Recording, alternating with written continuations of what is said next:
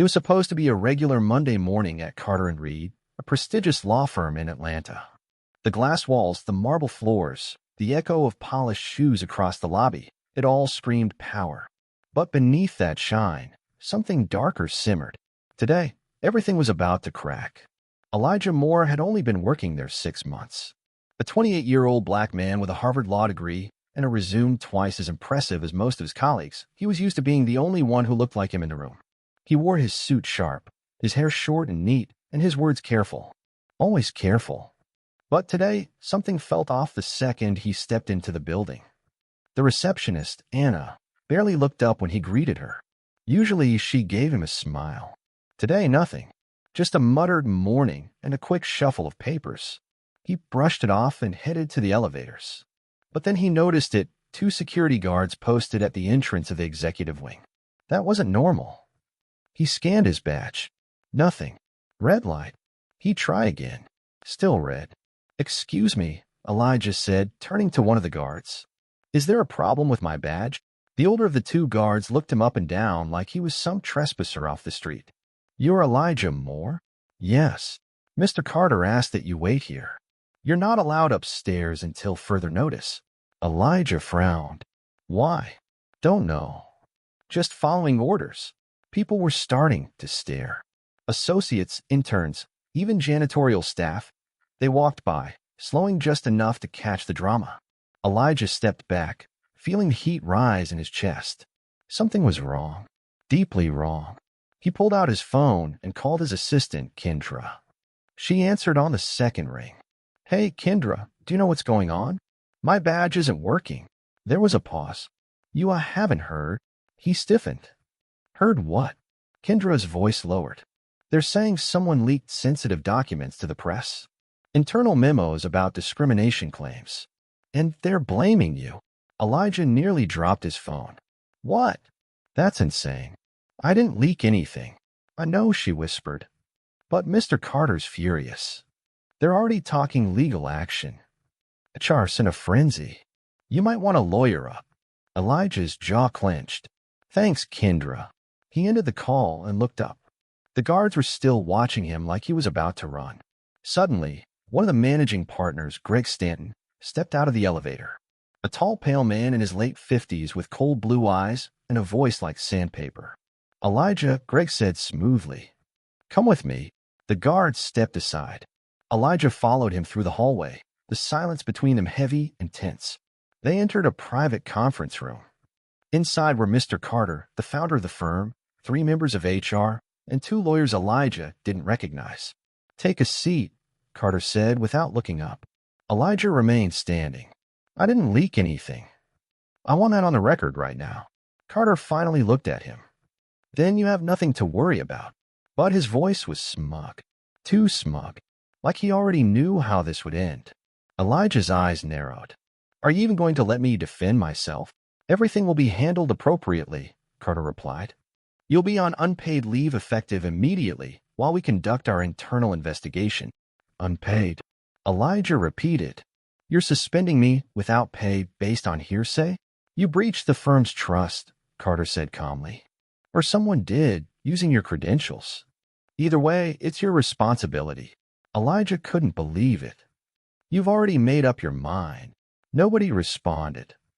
That's when Elijah realized this wasn't about the leak.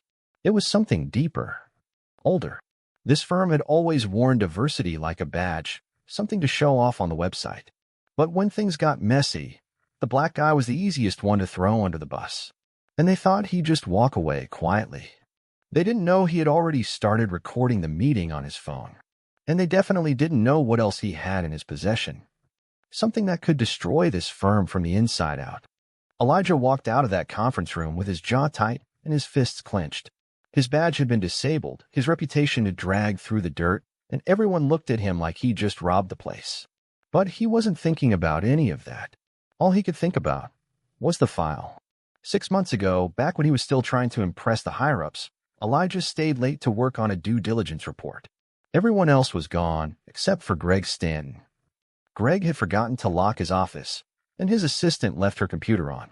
That's when Elijah saw it. A folder on her desktop labeled Redline Private. Something about it didn't sit right. Just curiosity at first. But once he opened it, he couldn't unsee it. There were emails. Not just any emails. Memos from top partners mocking clients behind their backs, joking about diversity hires, and referencing internal complaints that were never reported to HR. One document detailed how a junior associate named Tanya, a black woman who mysteriously left the firm last year, had filed 3 separate complaints about harassment. Not only were they ignored, one of the partners had called her a liability in a message to Greg. Elijah had quietly copied the entire folder to a flash drive. He didn't plan to use it back then. He just didn't trust them. Something told him to hold on to it. Now, he was glad he listened to his gut. He didn't go home after the meeting. He couldn't. He knew the firm was probably already locking down access, scrubbing logs, trying to pin the leak on him before he had a chance to respond. So he went somewhere safe, his brother's apartment in East Point. Malik opened the door in sweatpants and a tank top, blinking in confusion. Dude, it's not even noon. What happened to work? Elijah walked past him without a word and dropped onto the couch. He stared at the floor for a long second, then finally muttered, "They're trying to ruin me." Malik raised an eyebrow. Who? Carter and Reed. Elijah told him everything about the locked badge, the bogus suspension, the accusations, and then finally about the file. Malik leaned back. You serious? You have proof. Elijah pulled out the flash drive. Right here. Malik whistled. Man, this is gold. You could blow the whole damn place up. I don't want revenge, Elijah said, though even he wasn't sure if that was true. I want the truth out. I want people to see what kind of place it really is. Malik grabbed his laptop and plugged in the drive. It took a few minutes to sort through everything. Emails, memos, internal chats, but the deeper they dug, the worse it got. There was even a list titled Watch List, employees flagged for being high risk based on race, gender, and whether they'd ever filed complaints. Elijah sat there in stunned silence. He knew corporate law was dirty, but this was pure rot. Then Malik said something that made him sit up straight. You ever think maybe the real leak wasn't you? Elijah blinked. What do you mean? Malik pointed at the screen. They're trying to bury you for leaking that memo about discrimination, right? But if you didn't do it, someone else did. Maybe even someone on the inside. Elijah's heart skipped. That made too much sense. Carter's reaction wasn't just fear. It was panic. Like someone had hit a nerve. Someone inside the firm had exposed them. And now they were trying to pin it on the one guy they already wanted gone. Elijah stood up, pacing the room. If there's a whistleblower inside, I need to find them. And fast. Before Carter does. Malik grinned. You thinking what I'm thinking? Elijah nodded slowly. We're going back in, but not through the front door. Malik cracked his knuckles. Time for a little digital detective work. They were about to uncover something far worse than Elijah ever imagined. And someone inside Carter and Reed was watching every move they made. Malik's fingers danced across the keyboard like he was born to do this. While Elijah paced behind him, replaying every strange look, every awkward silence, every ignored email he'd ever experienced at Carter and Reed, Malik was hacking into the firm's public-facing intranet portal. Nothing illegal, just some clever backdoor access through cached files and employee directories. All right, Malik said, squinting at the screen. Let's start with the document leak. You said the discrimination memo that went to the press wasn't from you. So if someone else leaked it, there's got to be a pattern, email logs, cloud syncs, maybe even a burner account. Elijah leaned over. Check activity logs from the week before the story broke. Look for unusual access at odd hours, late nights, weekends, anything that doesn't match normal work patterns. Malik cracked his knuckles. On it. After about 20 minutes of combing through timestamps and metadata, Malik froze. Yo, got something. Elijah's eyes narrowed. What is it? There was a login from a non-firm device at 2:13 a.m. the day before the leak. IP address points to downtown Atlanta. The file they accessed? It was exactly that memo on ignored discrimination complaints. Guess whose credentials were used? Mine. Nope. Malik turned the screen. Kendra's. Elijah blinked. Kendra. My assistant. Malik nodded. She accessed the memo, transferred it to a Google Drive folder that wasn't registered to the firm, and then logged out. But here's the twist. She never said a word to you. She acted like she was just passing on the gossip. Elijah stepped back stunned. But why would she do that? Maybe she's tired of the BS, just like you, Malik said. Or maybe she's trying to protect you without getting caught herself. Elijah sat down, heart pounding. He thought about Kendra, how quiet she'd gotten lately, how nervous she seemed any time Greg or Carter walked by. It all lined up. She's the whistleblower, he muttered. She's the one who leaked the memo.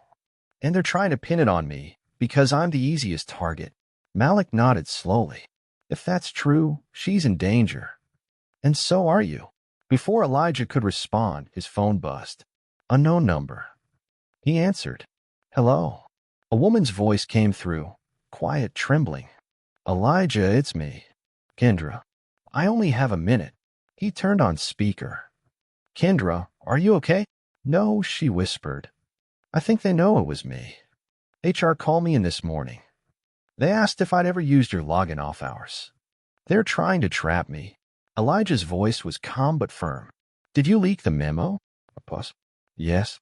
I couldn't stand what they were doing anymore. Tanya, Janelle, even that intern from last year, no one listened. No one cared. I knew you were clean, and I hoped if they went after you, maybe you'd fight back. I didn't mean for it to get this messy. You did the right thing, Elijah said. But you have to get out of there. Now, I can't. I think they're monitoring me. Just then, a loud knock sounded in the background of the call. Kendra gasped. They're at my door. Oh, God. The line went dead. Elijah froze. Malik stared at him. What? This just got real, Malik said. They're trying to silence her. Elijah grabbed his coat. We're going to her apartment. Now, Malik hesitated. What if they already got to her?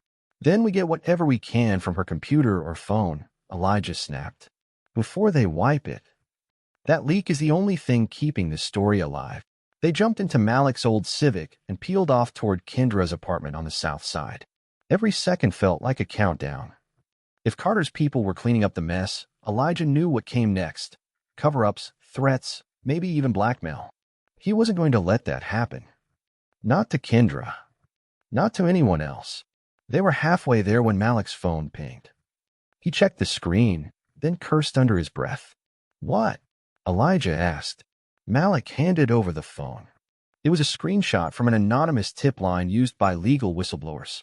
The title read, Carter and Reed Silencing Staff. Proof inside, and at the bottom was a link. Elijah's hands trembled as he tapped it.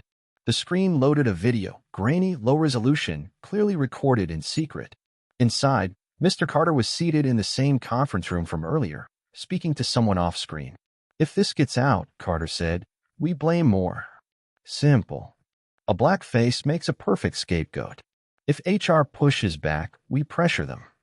As for Kendra, if she talks, we bury her. Elijah's stomach turned. Malik whispered, she recorded them. Elijah nodded, eyes locked on the screen. This changes everything. By the time Elijah and Malik reached Kendra's apartment complex, the sun was hanging low in the sky, casting long shadows across the cracked concrete. The place looked quiet, too quiet. They parked down the street and walked up carefully, keeping their heads low. Elijah's mind was racing. That video changed everything. Carter's voice clear as day, laying out the firm's entire cover-up plan. If that clip went public, it wouldn't just clear Elijah's name, it would burn Carter and Reed to the ground. But first, they had to find Kendra. The apartment door was ajar. Elijah froze. She wouldn't leave her door open. Malik stepped forward, cautiously pushed the door wider. Inside, the place was a mess. Papers scattered, drawers pulled open, couch cushions ripped apart. Elijah stepped in. Kendra, he called. No answer. In the corner, her laptop sat open on the floor. The screen cracked. Malik knelt and picked it up. Hard drive's still in here. Might be encrypted, though. Elijah scanned the room. They were looking for the original recording. He walked toward the desk and noticed something odd. Beneath the desk, tucked into a taped envelope stuck to the underside, was a flash drive. He pulled it free. A sticky note was attached. One word, insurance. Elijah's breath caught. She knew they were coming. Suddenly, Footsteps echoed down the hall outside the apartment. Malik yanked the door closed, locked it, and whispered, "We've got company." Elijah peeked through the peephole. Two men in black suits. Not police, private security. And they weren't here for tea. "Back window," Elijah hissed. They bolted to the bedroom, threw open the window, and climbed down onto the fire escape. Seconds later, they were sprinting down the alley behind the building, the flash drive gripped tight in Elijah's fist. They didn't stop until they were back at Malik's place. Inside, Malik plugged the flash drive into his offline rig. After a short pause, the screen filled with files. Video recordings, audio logs, even meeting transcripts. And at the top, a full-length video file titled "Carter and Reed: The Truth." Malik clicked play. Kendra's voice came first, narrating over hidden footage. She detailed everything: how the firm buried complaints, gaslit minority employees, and manipulated performance reviews to justify firings. Then came the bombshell hidden camera footage from inside Carter's office. The same meeting from the leaked clip, but uncut. 36 minutes of raw, unfiltered corruption. Names were named. Directives given. Carter even joked about cleaning house before the media sniffed around. Elijah sat back stunned. "This is it," Malik said. "This brings everything down. Carter, Greg, the whole damn board.